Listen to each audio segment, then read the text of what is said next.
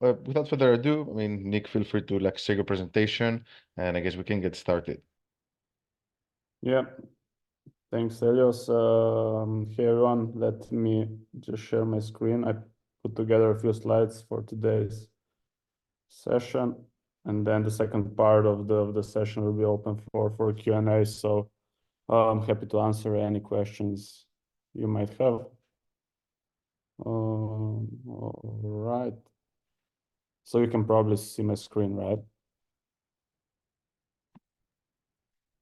Yes, Niki, we are seeing. Okay, perfect. Yeah. So today's topic is the treasury management for Web3. My name is Nick. To give you a little bit of a background of what I do, what I've done in the past, where I came from. So let me jump to the next slide. I've been involved in crypto since late 2016. I joined full time in early 2019. I come from a TradFi background, as most of the, let's say, finance people in the Web3. Before crypto, I was in the asset management and insurance kind of industries. And then in 2019, I joined Bitstamp. Bitstamp is currently the longest running centralized exchange. And I was one of the two members who were responsible for setting up the whole treasury department back then. It was still during the relatively early days in crypto, so probably only a handful of companies had like a proper treasury setup.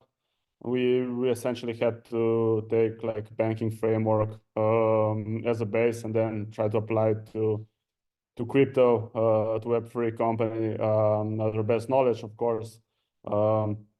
We had to adjust it and optimizing along the way, but I'm happy to say that the initial foundation that we set up in 2019 is still in place, even though Bitstamp scaled like 10 to 20 fold in the number of employees, in the daily volumes, in the number of assets they hold. So the initial foundation was done quite solid, to say so. And since then, I've done quite a lot of different things. I'm quite active in advising. I advise mostly on tokenomics and treasury management, also some of the business strategy as well. But I work with some of the companies, some of the leaders in the crypto space, such as Hacken, Square Economy, G20 is one of the biggest market makers, and many others. I probably advised around 50 in the last 2 to 3 years. I co-founded a few protocols. Elixir protocol might be the most well-known one. It's about to be launched in the mainnet. It's essentially the centralized market maker, so feel free to check it out. And I started recently. I started also my research website, research-based blog called the DeFi Waves. You have the Substack link here. You can take a look. It's totally free. And I write on the topics on tokenomics, treasury management, and then different DeFi protocols and related topics. Academically wise, I have a background. I have a master's in financial mathematics. I'm currently finishing my PhD in finance. So yeah, let's jump into this topic. So the key principles of the Web3 treasury management, essentially, the core principles are pretty much the same as they are in a traditional finance, right? So the key focus of effective treasury management is to support the longevity of the project, so to support the project operation to succeed in the long run, right? This particular has been an issue in early years of crypto, but we still see quite a lot of projects struggling with the proper treasury setup, particularly due to the poor risk management, which is the number one principle that's important for treasury management. Then it's definitely the capital efficiency. So how well are you actually allocating the capital? Where is your capital deployed compared to let's say revenue, costs, and other parameters that affect your business. And then liquidity management, which is obviously important also in the traditional types of companies, not only financial companies, but in crypto even more, because essentially, as you know, a day in crypto is like a month in traditional finance, so everything happens much faster. And this means that you have to manage liquidity more efficiently, more frequently, and with the hands-on approach, right? So it's quite important, particularly if you're like operating some sort of a DeFi protocol that has like multiple counterparties. There's a lot of funds flowing in and out, and you have to balance this out. Otherwise, it may happen something like Terra Luna or the FTX thing. Of course, it was a bit more complex than only the liquidity management, but essentially they failed in a few of these key principles, right? Particularly in the risk management and the liquidity. And of course, the native token management, as Stelios already pointed out, this is essentially, it could be classified as a part of tokenomics, right? Essentially, it's how do you manage, or how do you firstly prepare your tokenomics and the supply, demand, and everything towards the token launch, and then past token launch, how do you actually manage your native token, right? It's not about only using the native token as some sort of exit liquidity, in the sense that once you run out of funds or once you start running out of funds, you use your native token to sell it on the market and to extend your runway. Usually, I try to emphasize that usually you have to start by declaring that your native token allocation is out of your, let's say, working capital, out of your treasury, because essentially the token's primarily function is to support the ecosystem and not to fund your business, right? Of course, in the later stages, you could do some rebalances, and if you run into any financial issues and you don't have any other exit, you will eventually have to sell your native token, but it is not advised, or advised against it, particularly in the early stage of the project, because essentially you can do much more harm than good by doing it. And of course, the treasury should be structured to exist in perpetuity. What I mean by that is that I've seen a lot of protocols like having almost zero revenue in the first few years and a huge expenses like in a different fronts, on the headcount, on, I don't know, marketing, on development, on all the other side. And they said, okay, yeah, we'll be profitable one day, or the market will turn and we'll just sell our tokens on the market and continue doing the business.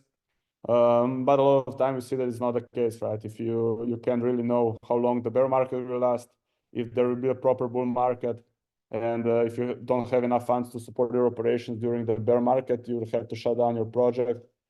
And even if it's a very good project and you run out of capital, it doesn't help you, because you will essentially cease to exist, right? And this happened to a lot of solid projects in 2018, 2019, some of them even in the last 2 years. Essentially, the ones that survive through the bear markets are stronger after each bear market passes, right? Because they have a foundation, they have a solid token that survived those hard periods. So that would be the main idea behind. To go into a bit more, let's say, with a bit more hands-on approach, as let's say, as a ballpark figure, I usually advise to hold around at least 6 months of runway in a highly liquid assets. So this would mean like holding them in cash, uninvested stable coins, or a very short-term money market product. This could be like a money market demand account if you have access to them, a short maturity T-bills. And by uninvested stablecoins, I mean that these are stablecoins that are not in any LP pools, that are not lended or borrowed or any other, let's say, linked to any other financial product, right? So you have them in your wallets, in your cold wallets, or wherever you wanna store them, and they're there available for, I don't know, payout expenses or to support operation, right? And then the non-volatile allocation, it means that I would aim to target at least 12 months of having like allocation either in stablecoins or in fiat. This could also include like invested stablecoins, like locked stablecoins, or whatever you want to put it, or a longer term T-bills, bonds, or let's say call deposits, or different, let's say, financial products that bring some sort of yield. but you have them like in a relatively short maturity that you can convert them into the liquid cash in a few weeks, at least, let's say, if something changes. So yeah, liquidity projection, liquidity management is important. As I said, probably one of the most important tasks to do in every project, in every protocol. So you should have like a broad idea of what your liquidity will look like for the next 12 months. If it means that you're, let's say, safe for the next 12 months, if you have a runway for, I don't know, 36, 48 months, or if you see any issues coming after the 1 year period, because essentially if you need additional funding, this takes months, right? So you have to prepare and plan well in advance. This also includes for any larger expenses, increase in a headcount, increase in actually employment. And yeah, in the terms of client funds, it's a bit different because there's these funds are not essentially yours, so you have to protect them at all costs. So at all times you should not mess with those funds, but this is more applicable to, let's say, centralized entities such as custodians, centralized exchanges, let's say lending, borrowing providers.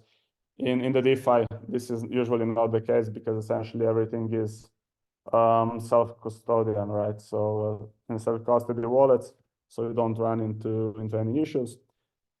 And lastly, the counterparty risk management. This one comes from a traditional finance, and what I mean by that is that essentially for the fiat you will have some banking partners. For crypto you could use self-custody wallets, or you will use custodians such as Fireblocks. But even you use with Fireblocks, which is like a very well-known, very trusted company, they still pose certain counterparty risk, right? They can still fail in operating their business. They can still run out of funds in case they do some mistakes. Even in the FTX case, right? Nobody thought they would be able to dug such a hole in their balance sheet as they did, but essentially it happened.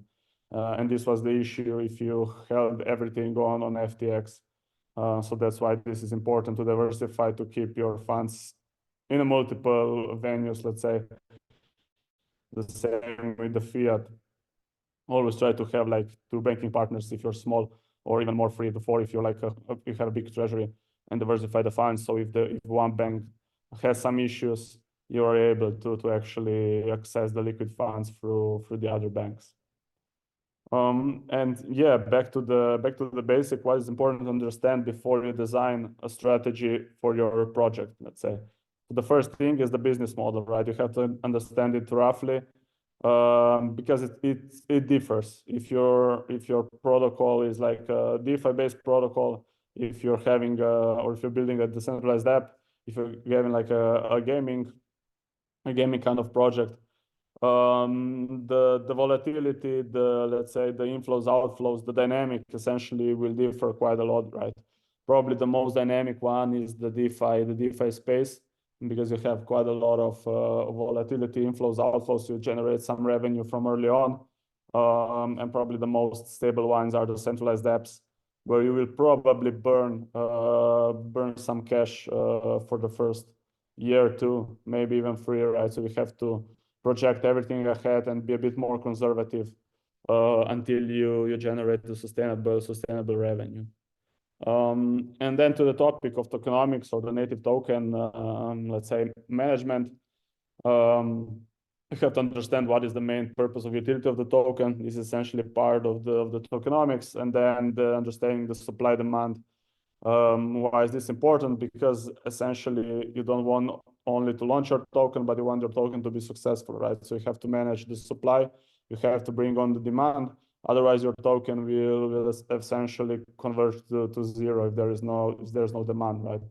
And naturally, you have some minting going on. You have some unlock periods. Some of them with let's say bigger unlocking dates that you need to take into account, because essentially before or just after such periods or such events, there tend to be some sell pressure in your token, even if your token is like a successful one, because It is how market usually reacts, right? They see like a big unlocks as a potential sell pressure, and the unlocked tokens tend to be sold on the market prior to that.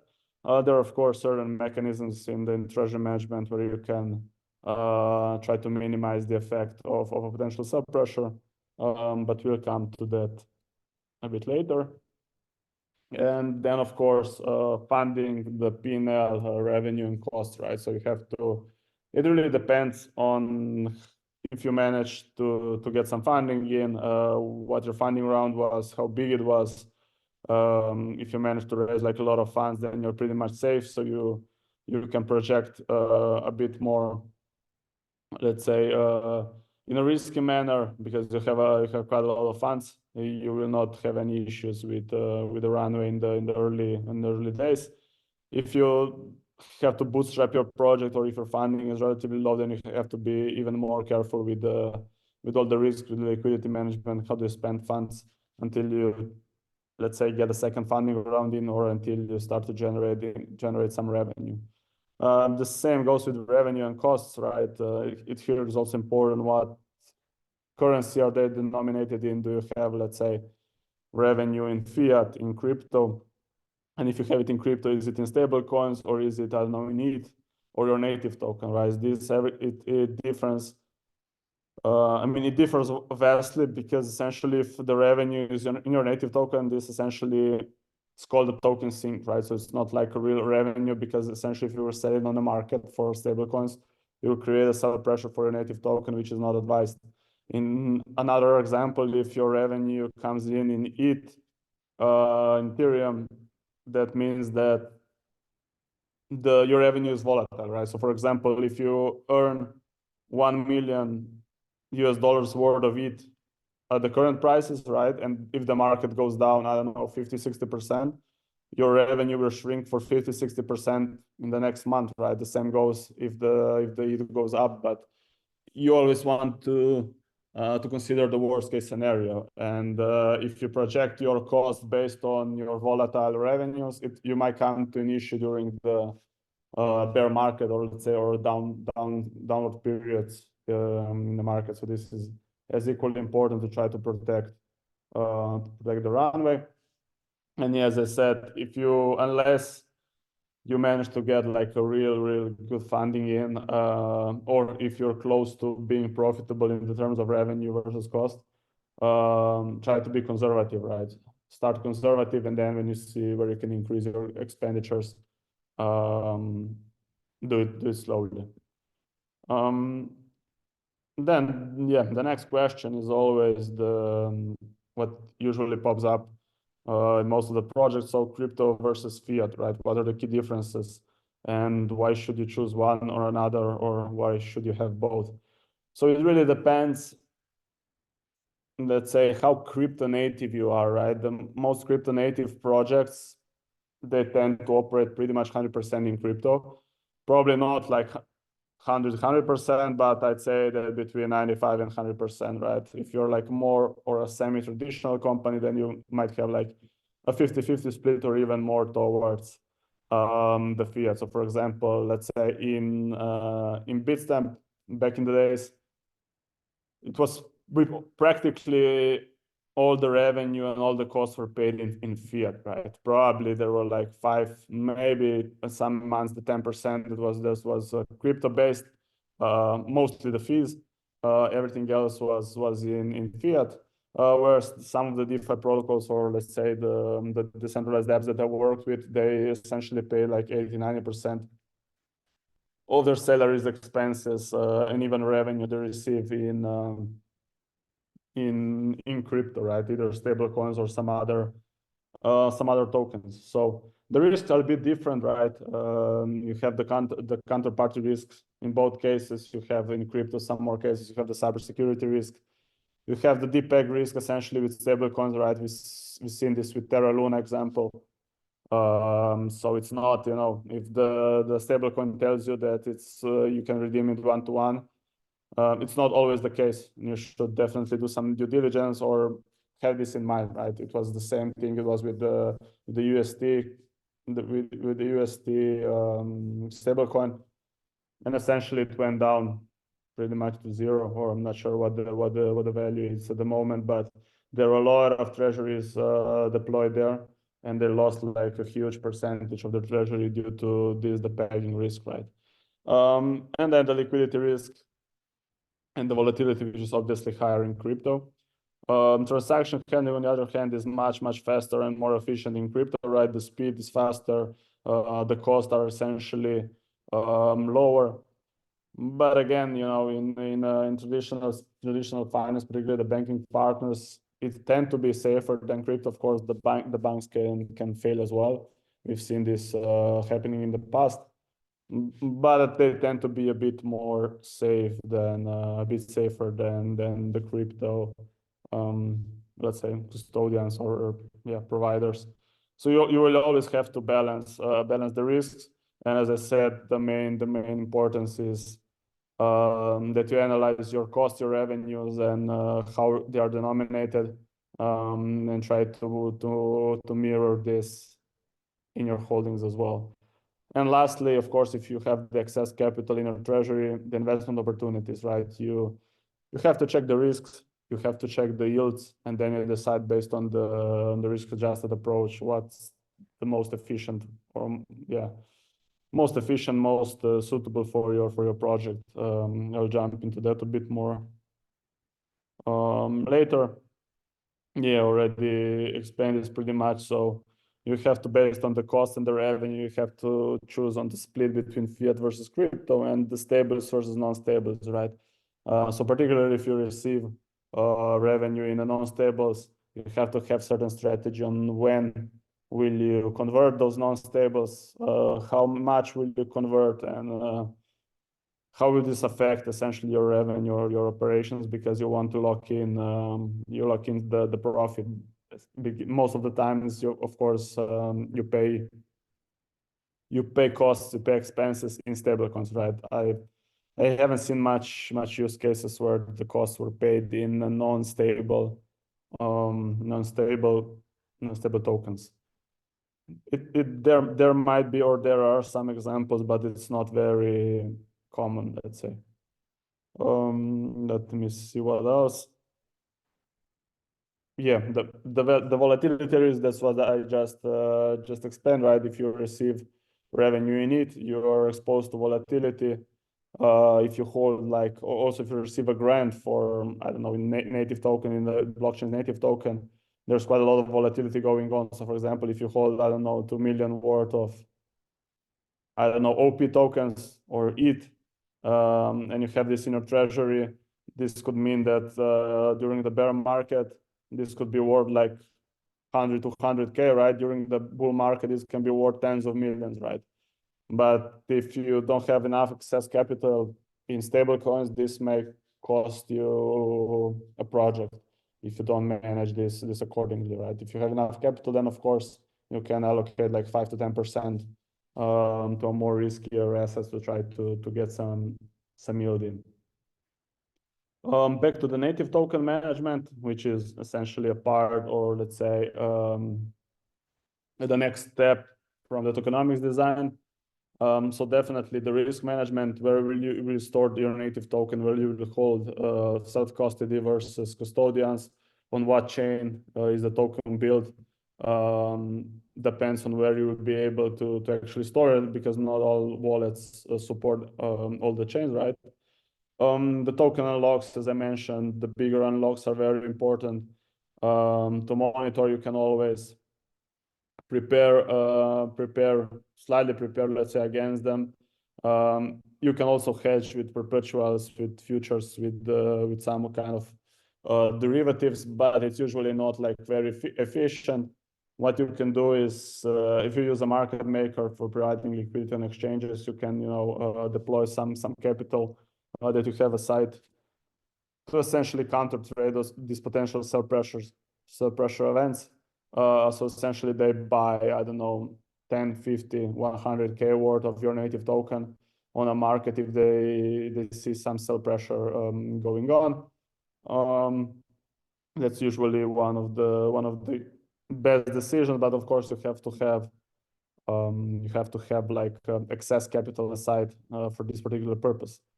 And then selling and buybacks, this is essentially a thing where you sell your tokens, a portion of your, let's say, treasury when your token price is high, and then buy back the token when the token price is low, right? So essentially you support the cycle of your token going up. This is not particularly advised in the early stages, so probably I wouldn't do much of this in a first year of a project existence, but after you manage to scale a little bit, and if you see like a solid bull run, then it's always, you know, good to take some profits to diversify. Let's say if you hold, I don't know, 20% of your treasury, you sell 20% of your treasury without trying to affect the market.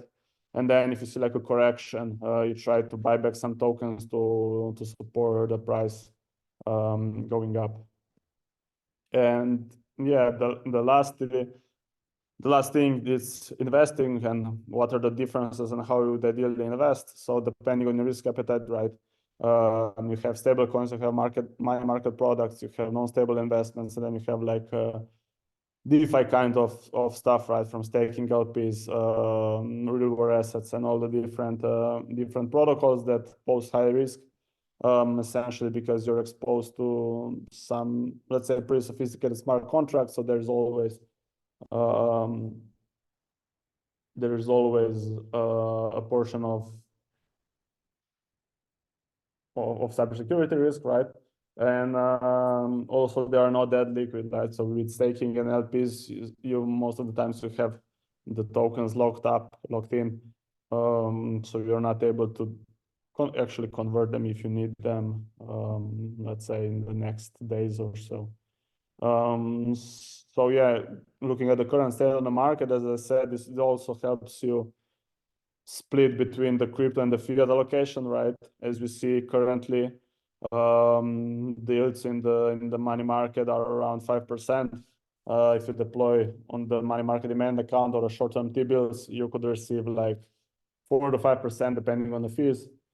These are the percentages which are, I mean, 5% is essentially a risk-free yield in a traditional finance, right? And in the DeFi space, you have like a really low yields on the stablecoins products. You have some higher yields on the different DeFi kinds of protocols that also include non-stable assets, but the risks are totally different, right? If you deploy, I don't know, funds with the US government and you receive 5%, that's different than if you're, let's say, deploying, I don't know, your native token to an LP or yield farming strategy that earns, I don't know, 10%, right? There's volatility, there are other risks that can affect your payout there. Whereas for the T-bills, the only use case where you wouldn't get the money back is essentially the collapse of the US government, right? But you'll have a bigger issues if this happens. So essentially, yeah. Now, I mean, in the current environment, everything shifts towards the traditional types of financial products. So by acknowledging this, essentially you would everything you don't need like for daily operations, you would ideally convert to USD, to euros, depending on the country where you operate in, and invest in the T-bills, in short-term bonds, and collect the yield there, right? Apart from the DeFi. Once the things change, once the central banks will start to lower the rates and the rates in the DeFi will increase, then of course the things may differ. And yeah, for the end, just a simple investment strategy that is usually, or that's most commonly used in the crypto space, let's say in the Web3 lately. Of course, you need to have like a quite substantial treasury aside, but it's a so-called ladder strategy, right? So you have, if you have, let's say, this is the example, if you have 8 million worth of US dollars to invest, then you deploy 2 million each 3 to 5 weeks, right? Different T-bills with different maturities each 3 to 5 weeks is essentially gives you enough liquid funds every 3, 4, 5 weeks in case you run into any liquidity crunches, any large expenditures. you have the funds on hand, right? Usually, if you tend to deploy T-bills or you buy T-bills for traditional banking partners, they will require like a minimum threshold, which is usually above 4 or 5 million, right? Which is not actually not accessible to every protocol. But you have different on-chain solutions such as on the Finance and Open Eden and some other thing, Maple Finance as well, where you're able to deploy even lower amounts like 100, 200K. But of course, this is essentially, they are collateralized, but you're opposed to certain cybersecurity risks and all the different risks that the DeFi brings, right? So it's a bit of a different risk profile, but it gives you access to the let's say American bond market where you can reach it from the banking partner, let's say, if you don't hold like treasury big enough. Yeah, and of course, be aware of the fees, right? Always check if you're investing, check the fees so the fees will not eat out your revenue, as this happens a lot of time, particularly if you have like a shorter maturities, and fees are annualized usually. So it's as equally important. Perfect. So that would be all from my side today. And yeah, feel free to ask if you have any questions, any thoughts, if you would like to any clarifications, happy to answer. Perfect. Yeah. Thank you, Nick. I think that was very, very useful. Any questions? I mean, Steph has a question, but I'm not sure if that's the right forum to ask this. Where you could put your stablecoins to get yield, I'd say pretty much anywhere, but we can't really give financial advice. Yeah, you can. I mean, you have a lot of, as I said, you have a lot of protocols. You have, let's say, Open Eden and on the Finance, Maple Finance, where you can deploy your stable coins to receive some sort of yield that's backed essentially by the T-bills and bonds and different, how to say, different bond products, right? But you also have like Aave or Compound and some other lending providers where you could actually deploy or access stable coins and receive some lending yield, right? But of course, the risk is different, and the lockup periods is different. I have a question. So we're talking a lot about yield farming and things like that. And the thing with yield farming is that quite often it's a big, I'm not sure if opaque is the right word, but maybe, you deposit your funds somewhere, then you're like, oh, I get something in return, right? So from that perspective, as we saw, for example, with FTX, there were some dodgy things happening and eventually led to the protocol's collapse, right?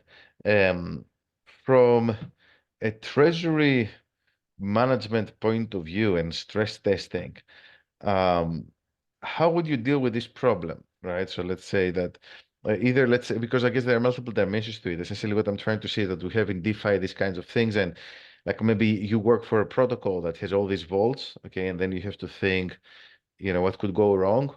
Or maybe you're managing a treasury and you're like, I think I'm going to deposit some assets to some of those vaults, right? But then this alone, has some risks, and in some cases, like we saw with Anchor and other cases, it can collapse. So yeah, I'd love to get your thoughts on that. Maybe you had in some cases where you had to actively look into, borrowing, lending, yearn finance, any of those things, and maybe you had to use them as part of your strategy. Yeah, it's a good question because essentially, I mean, the risk management in the terms of the FTX would be relatively simple towards the DeFi protocols, right? Essentially, they failed in they mismanaged the client funds and how they say that the maturity of the investments they had, right? So they essentially dug a hole, and the bank run happened, and they were not able to accommodate all the withdrawals, right? Because that was the issue. But there's like, essentially, I was surprised that it could happen because that's the treasury or risk management 101, right? And particularly they weren't like strictly operating from the US, but they were like heavily involved in the US market. So I was a bit shocked that actually they managed to hold that big. Whereas for the DeFi space, it's a bit more tricky essentially, because the protocols are quite complex in its core, right? So you have to understand if we want to do like a proper risk management, you have to understand how the protocols work for roughly. So usually it's some kind of simulations are always useful to stress test how the protocol would operate in the worst case scenario, in extreme cases. I've done quite a few simulations on more, let's say, not on particularly on the DeFi protocols, but on like the whole treasury allocation. What I've used most is the value at risk and Monte Carlo simulations for that purpose. But I think that DeFi protocols, there are some players on the market that they're stressed out. They're stressed out also some more sophisticated DeFi protocols, but it's like it usually requires quite a lot of sophistication, quite some team members to actually do it. I know that the Gauntlet, for example, is doing it. But yeah, it's more of a quantitative stuff, right? Rather than like a real applied approach. Because, you know, a lot of DeFi protocols, they essentially have the idea, they develop it, they launch it, but it's not really stress test, because if it's something novel, something new, nobody really knows how it will essentially behave in the extreme cases. This was the case, for example, in the Terra Luna event, right? It was an algorithmic stablecoin. Everybody thought, okay, it can depeg, or if it depegs, they will sell the Terra and buy it back up, right, until it crashed. But nobody have thought that this would be possible, right? Even with the, I don't know if they did any stress testing, but they were quite convinced that this could not happen, and it happened, right? So usually, yeah, it's a good question. I think it's still a big unexplored space, or explored space or unresearched space in the DeFi world, right? A lot of protocols are doing like code audits and all the stuff, but it's not a lot of around the risk management. As I said, I know that the Gauntlet is doing it, and there's another guy's Block Analytica, I think they're doing some more sophisticated quantitative risk models, but they're usually done for internal teams of a big DeFi protocols, right? So they're more of like having to stress test their parameters that they use within the DeFi protocol, not necessarily from the treasury perspective, right? Yeah, very good point. I think there are a few more questions.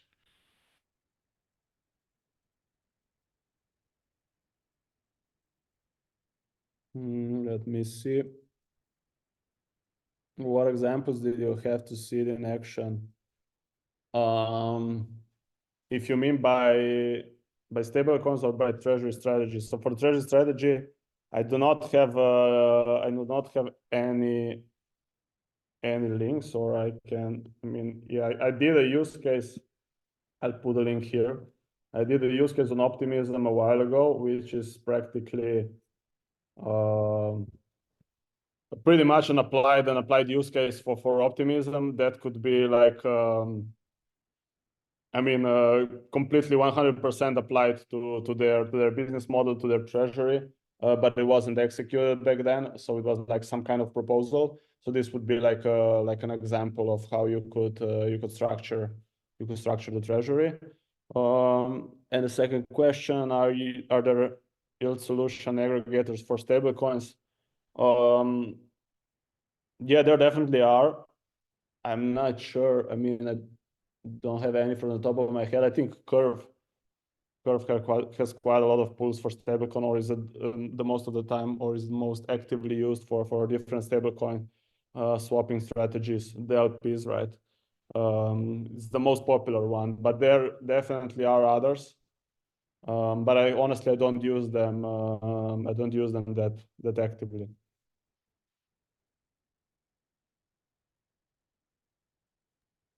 Perfect. Yeah, thanks. Yeah, I read your Substack. It's very interesting.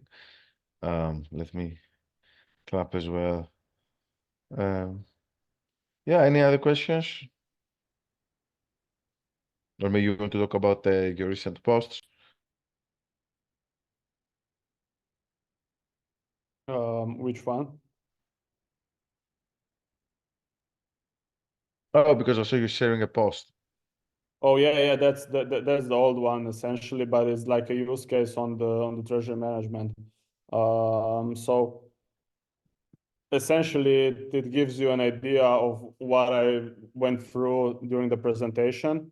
So you have the same principles. Oh yeah, you can see my screen actually where I'm scrolling. So yeah, so essentially you have the same principles, the same definitions in the first 2 to 3, let's say, paragraphs, right, with some explanation of optimism, tokenomics and stuff. But then you have, let me jump to the, okay, this is still theory, part 3. With some, you have then some application here with the quarterly calculations, the excess investments. You have all the explanations here on why such strategy would be applicable. What are the risks? I also included some of the, as we're discussing, some of the value at risk models, and I think there might be some basic Monte Carlo simulations here as well.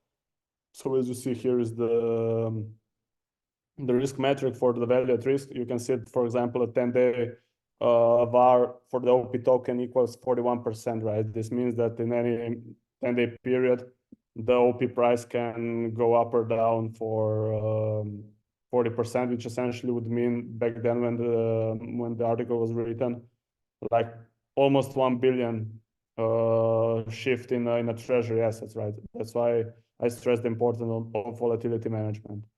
So we have a topic on, we have a paragraph on the token unlocks. This is the part where I mentioned that you need to have some sort of strategy set up aside. But most importantly, let me see. There should be a link to a spreadsheet somewhere that you can take a look, and it should be free to download. Just let me find it.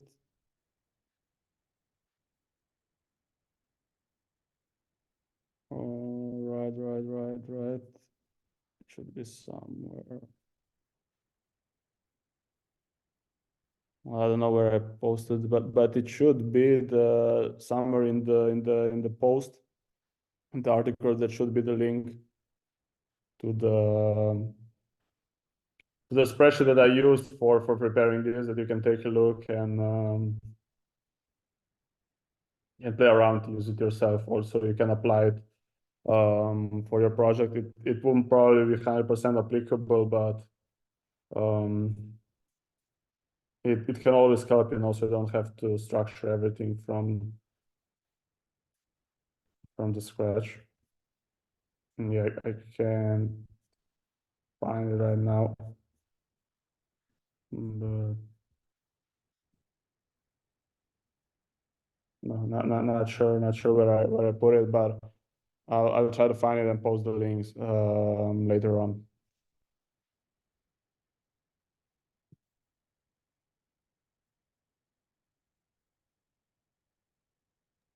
There's one more question. Yeah, let me see. What are the risks to keep your coins for lending?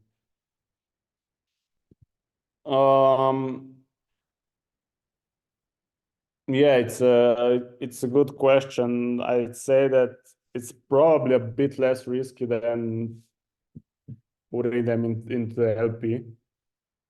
Depending, of course, what kind of LP this is, right? If you put them in the curves LP, then probably the risk is pretty much the same. It also depends on the lockup periods. In both cases, you have some LPs where you need to lock up your tokens It's probably not most of the cases, but still. And if your LP also includes a non-stable token, you have the impermanent loss risk, right? Or impermanent loss there that could affect your holdings.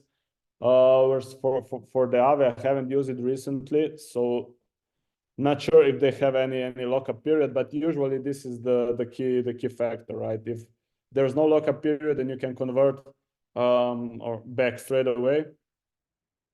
If you need to convert straight away, then it's okay. The risk is pretty much the same or very low. If it's not like a volatile asset, if you have some sort of lockup period, then the things change, right? If the lockup period is not no short up to a month, then it's still quite okay.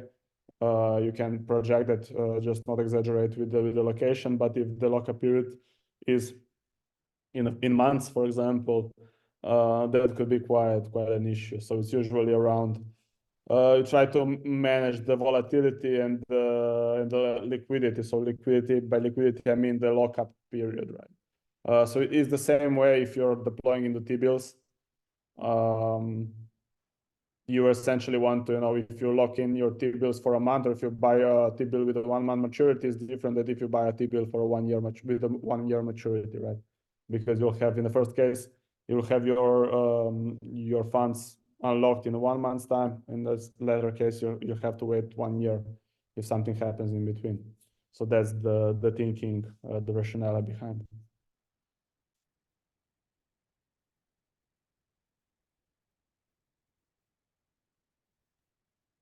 Perfect.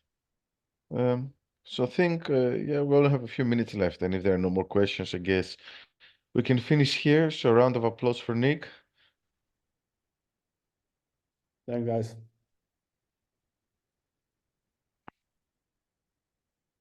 Yeah, the question, there's hacking risk. I mean, in crypto, there's always hacking risk, right?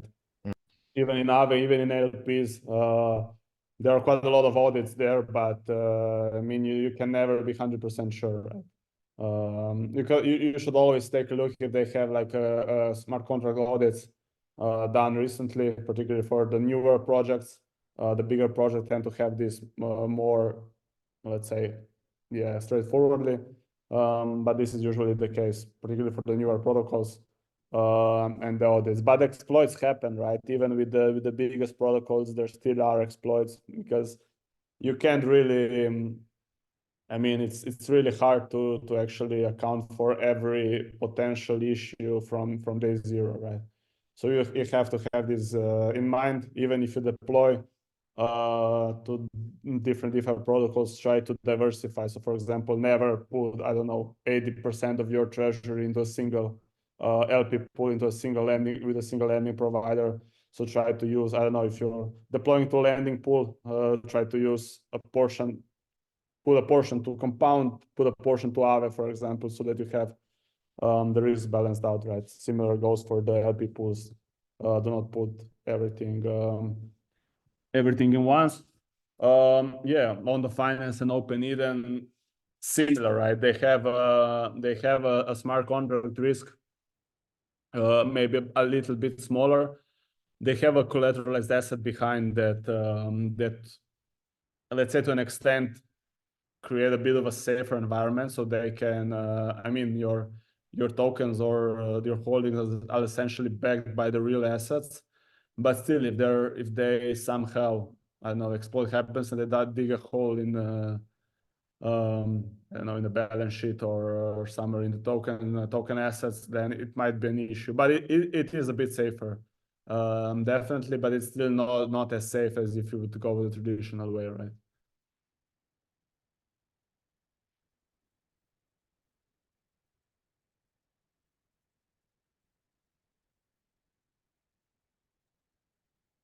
Cool. I think we've 1 minute left. I actually have to jump off to another meeting, but thanks everyone. Thank you, Nick, and we hope to see you again soon at some other of our events. Thank you. Perfect. Thanks, guys. Have a good one. Bye-bye.